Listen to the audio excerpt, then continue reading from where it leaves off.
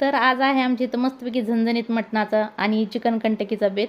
तर मटणाची रेसिपी तुम्हाला पुढच्या व्हिडिओमध्ये मी दाखवन किंवा देईल म्हणा.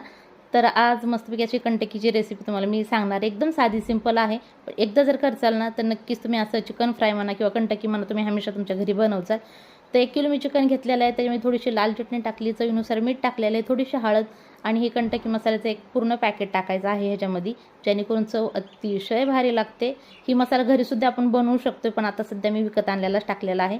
थोडंसं पाणी टाकून मसाला पूर्ण चिकनला व्यवस्थित लावून घ्यायचा आहे आणि जितकं जास्त वेळ तुम्ही मसाला लावून चिकन ठेवचाल ना तितकं एकदम चवदार चिकन फ्राय बनणार आहे किंवा कंटकी बनणार आहे आपली.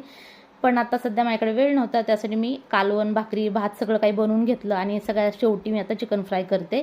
म्हणजे 25 मिनटं समजा मी मसाला लावून चिकन ठेवलेलं आहे आणि आता फ्राय करून घेते. मस्तपैकी चिकन कच्चं बिलकुल ठेवायचं नाही, चांगलं फ्राय करून घ्यायचं, जेणेकरून लहान मुलंसुद्धा खूप आवडीनं खातात. तुम्ही त्यांनासुद्धा चारू शकताय, पण थोडीशी चटणी वगैरे थोडी कमी टाका, जेणेकरून लहान मुलं खात असतील तर. भाऊजी आणि माझ्या बहिणीला जेवायला वगैरे बोलवलं होतं, त्यांनी जेवण वगैरे केलं.